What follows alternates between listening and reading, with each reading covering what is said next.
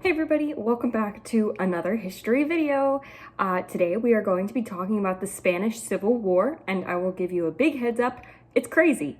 We've got a lot of things going on in the world at this point during the Spanish Civil War, but this will hopefully be a relatively short video because the war itself is not that complicated. Just as a heads up, this will probably be the last 20th century wars video for a little while because the only two 20th century wars that we haven't covered that we should cover are the First World War and the Second World War, and currently in class we are covering both of those, so I'd like to wait ideally until they've been covered in class if I cover them at all. They are both very hefty wars and there are better places to find resources for those than me. However, after this, I do have plans to go on and talk about the Cold War, and then Japanese expansion and German and Italian expansion. That being said, today we are talking about the Spanish Civil War, so we're going to start right there. I'm going to show, hopefully if I remember, to put the timeline right here. Cool. So again, feel free to go back and take a screenshot of that if you'd like. I say this every time, more or less, but you don't need to know the specific events with their specific dates, as long as you can reference events and reference when in the war or in the world they were happening, then you are going to be fine. And what I mean by that is saying that such and such event happened after such and such event, or whatever way. But this caused that is basically kind of what we want. We want lead-ins, and that's going to get your chronology point, which is what we want. All right, so let's jump right into it. So before I even go looking at my beautiful notes here, I'm going to warn us here that there is a little bit, and by a little bit, I mean a lot of it, of outsider intervention in this war. And so what do I mean by that? So at this point in the world, we are kind of having this collapse of the League of Nations, and this is background. We'll talk about this when we go over German and Italian expansion a little bit down the line, but we are having this kind of collapse of the League of Nations and end of collective security, which is bringing in this like newer era of non-intervention. And specifically, we're talking about Britain and France as the biggest superpowers outside of the United States, which again, United States doesn't matter at all in history, really, which I know sounds bonkers if you're from the United States, but I promise it's true. They really don't matter. But because Britain and France had this non-intervention idea where they knew that they didn't want to kind of poke too much at any of the countries or any of the nation states, because they are major screw-ups and just keep creating problems where there were none. But because of this, and because Germany and Italy didn't have this non-intervention policy, they do play a role in this war, and that is where you're going to get some of the major events. If you are from my class, you will know about Guernica. That was a big topic in TOK for us, was Guernica. That's this war, so get hyped because we're going to talk about Guernica. I just know it's everybody's favorite. Okay. Now that I've rambled for 3.5 minutes, let's talk about the causes of the war. So the long-term causes were basically just division in Spain. Whenever you're going to have a civil war, the main cause is going to be there's some sort of division, there's something separating the citizens, and there's something driving people apart. And that was the case in Spain. In this case, it's regionalism and localism were more important than loyalty to Spain as a whole. So again, a big concept in this kind of part of history, both with these wars and with Germany and Italy and Japan and really in general, it's quite a big topic, is nationalism that we're going to talk about. Nationalism is basically just belief or faith or loyalty to your country as a whole. So Americans are pretty big nationalists, not big enough to cause problems like you might see in Germany going into World War II, but big enough that, you know, we like our American flags, we like our 4th of July, and that's kind of nationalist. Again, not quite as extreme as some of these countries will go to, but still, the concept's there. But in this case, we're seeing that Spain is having the opposite effect, where people are more concerned with their local area or region instead of the country as a whole. And that's going to cause problems because even leaders aren't going to want to work together. And another couple of examples of how regionalism or localism, putting them above the national concerns, are going to cause problems are with inconsistencies. In Spain, we're seeing inconsistencies specifically in economy, culture, and historical aspects. Few families owned a lot of the land. So we see this again a lot in these 20th century wars where the majority of the wealth is given to very few of the people. And in this case, it is a generational thing. Families are the ones who are taking control of the most of this land. And in this case, it's very few families are going to own a lot of this land. So we have a big word here. Syndicalism. Anarcho-syndicalism. It is a political doctrine advocating replacement of a central government with decentralized union or employee-controlled committees. So again, this is bringing us back to that, like, Spain is not very nationalist right now. They're not very unified, and people are really pushing towards that, which is going to cause problems in the long run. Specifically, this doctrine was very popular in urban or city areas, and then it just kind of led to the growth of several organizations and political parties. In the United States here, we think of ourselves as a two-party nation because we've had the Democrats and the Republicans for a very long time. That's not necessarily specifically how our government works, but in Spain, in this case, we had so many different organizations and political parties popping up that it was beginning to cause a lot of problems. So let's talk about the short-term effects of this civil war. No more monarchy, or no more support from the monarchy at least, which obviously when we have a change in government like that, we're going to have some problems. In this case, the new government style resulted in many changes, leaving a lot of people unhappy, which most people don't like change and most people don't like it thrust upon them. It's also going to leave a lot of problems unsolved because things that maybe the monarchy was working on that then got dropped, maybe got swept under the rug, maybe weren't seen as important anymore. It's going to cause a lot of strikes and disturbances and just unstable government after unstable government. And when you have people striking and protesting, it's obviously going to leave a lot of unrest in the country. That unstable government that kind of came out of was kind of born from these protests and strikes just led to more strikes, and then that kind of people saw the democratic system that was replacing this monarchy and said, yeah, we don't want that. It's just causing us problems. So then let's talk about the very immediate causes of war. So I know usually we do long-term, short-term, move on. There are a few very immediate causes of war that I think are important to cover here.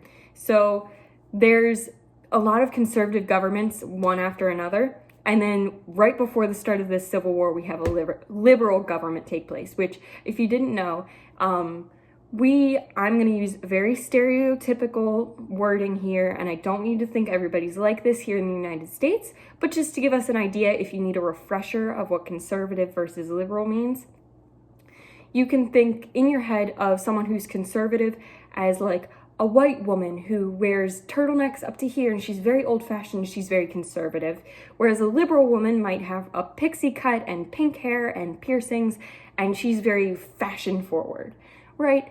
That's kind of the idea that we get from this conservative liberal. It's just people who are more far right are going to be more conservative and people who are more far left are going to be more liberal. In this case, it's not common in Spain up to this point because we had the monarchy and now we've switched to this democratic system with all these political parties. We had several conservative governments and then immediately just replaced it with a very liberal one, which is very shocking to the country and the people who are living there. Again, that's going to start us in this common term kind of situation. And we see this a lot with communism. Communism comes up a lot in history. It is a short form for communist. So common term is it refers to Communist International with a mission to spread Marxist or Leninism. What does that mean? Basically, we're shifting to communism in Spain, or were having communist tendencies. Electoral cooperation to prevent right-wing takeover was starting to occur. So there was like, sides are working together, and it's like we're going against this liberal government to try and have a right-wing or conservative takeover again. There's no long-term plans for this cooperation, just to get a right-wing government in there. But after this election, when we have worked together with our enemies, more or less, to get a right-wing government, we immediately get into government and say, hey, I don't like any of you. And that's going to cause problems, as is common. When people don't agree, even if they work together for a short period of time, if there are no plans to continue working together after a certain goal is met, then it is going to fall apart. And fall apart it did. There were rebels who were planning a military uprising, including assassinations of right-wing political figures. And again, the right wings are that conservative group that just went into government to take over this liberal group that was just in government. And do you need to know all of these changes? No, but it is important to try and understand why we had these drastic shifts in government in Spain, and that these drastic shifts were a lot of what caused the Spanish Civil War. So we are also going to depend a lot on the Civil Guard to protect against rebellion. This is another thing that's kind of interesting about the Spanish Civil War.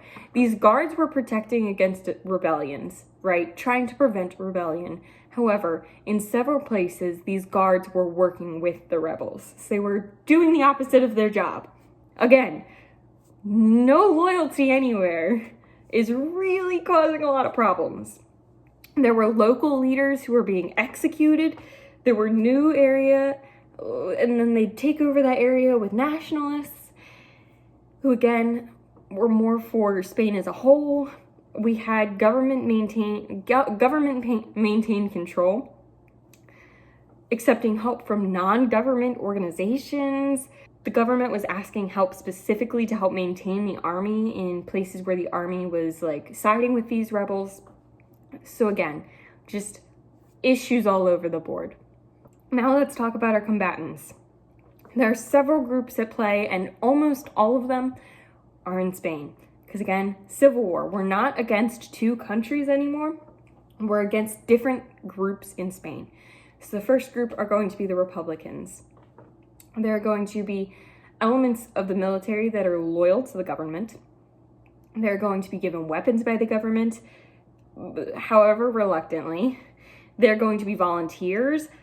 They lack training, they lack leadership, they're not very put together.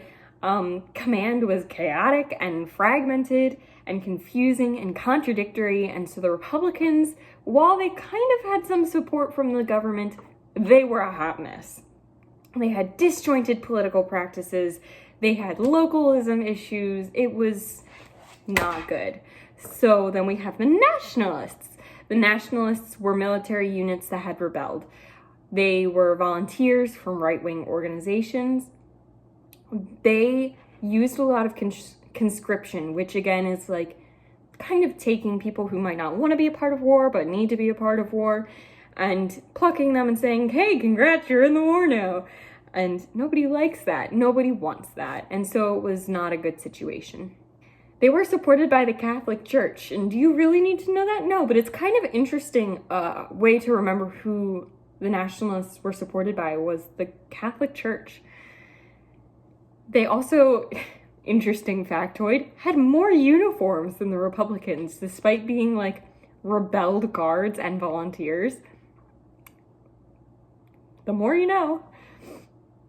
So then we had some international brigades, which were mainly because the US and Britain were non-intervention, they still supported the Nationalists, who, again, were trying to fight for Spain as a whole, which is what we want. Basically, we talked a little bit in the beginning, but US, Britain, and France, but not as important. France is not as important in this situation. So it's specifically honed in on the US and Britain. US and Britain were non-interventions. They, as a government, were not going into the war. They were not having a stance. They were isolated. They were this and that and whatever, and they were not a part of it. They were neutral for all intents and purposes. However, about 30,000 people illegally left these countries to go and fight in Spain for the Republicans. So even though the countries themselves kind of silently supported the nationalists, about 30,000 people from these countries left and supported the Republicans. There was just heavy suffering there, but it was bought time for the Republicans in battle. So even though they kind of didn't do great, they did buy some time for the Republican Army. So let's talk about support overseas. I'm specifically talking about Germany here. Germany plays a big role in this war, which you would not think because Germany's not from Spain. But here we are. Germany helped because they wanted to prevent communism from spreading into Spain. That was their reason. They wanted the nationalists to win, so they gave them German resources. They contributed aircrafts and guns and bombing power, which became vital to the war. Italy also was a part of this. They gave personnel and weapons to the nationalists. And the Soviets also kind of supplied tanks for Republicans. So who are the three groups that we named here? We named Germany, Italy, and the Soviet Union. Which, think about it, because that is going to be our main group who's going to take us in the world wars. Except for Soviet Union, who is supporting the Republicans because the Soviet Unions wanted the spread of communism. Very complicated. I promise you're going to do okay. Basically, just remember that Germany was on the side of the nationalists to prevent the spread of communism. So let's talk about the operations. So what kinds of things happened in the wars? So in general, there were early days. Rebels overtook major cities in those early days. There was a lot of international intervention, especially in the beginning. We're specifically talking about in the beginning here. There was violence where one side was conquering new land and then the non-combatants were suffering. The Republicans were usually on defense, which, if you know anything about anything, being on defense the whole time or the majority of the time is not going to be good because you're not going to be making any gains. You're just going to be trying to defend yourself. It's not a great way to win the war. There was a 3-year Madrid resistance.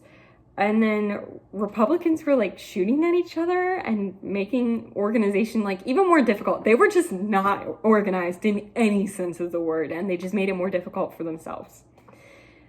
So let's talk about Bilbao and the north. This was a major industry center.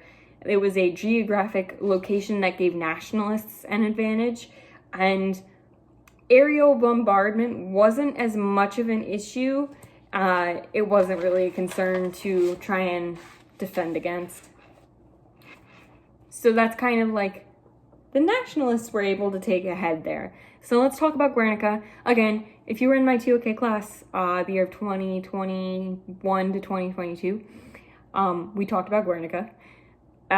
This was a bombing by the Germans to Spanish civilians. Pablo Picasso actually made a piece, if I remember. I will put that in now. But this was when the Republicans let Germans launch a terror campaign. So terror campaigns are what they sound like. They're to try and scare the civilians, to try and cause change. So the Republicans didn't want to fight anymore. They were clearly kind of on the losing end of the situation. And so they let the Germans do this terror campaign to try and have the civilians convince the nationalists to stop fighting. It included an undefended city, which was targeted because it had roads to Bilbao. It was a market day, so there was a lot of casualties, a lot of people out in the market during the bombing. And the reality is the reasons that it happened were kind of foggy. There was a lot of propaganda that happened after it. There's not a lot of information about it. There's a lot of information about it. There's not a lot of truth on how it impacted the war or why it happened in the first place, just that it was a terror campaign. It was a bombing done by the Germans, who, again, they're not Spanish, but they did it to try and help the Republicans, I guess. So let's talk about Madrid. There's not a lot to say here. Nationalists failed to gain control and therefore became an important rallying point for the Republicans. So now each of them kind of had these little bases. The Nationalists had Bilbao, which again, the Germans had just bombed Guernica, which had roads leading into Bilbao. And now the Republicans have Madrid.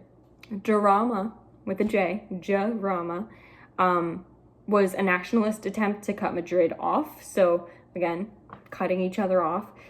They wanted to cut it off from Republican territory, but Republicans pushed a strong counterattack. And the nationalist plan was squashed. So they moved back across the river and they kind of gave themselves, they kind of gave up. Guadalajara was a very similar battle, similar result as Jarama.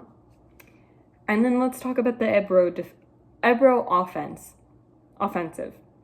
This was the last major military operation of the war. It was a very bloody stalemate.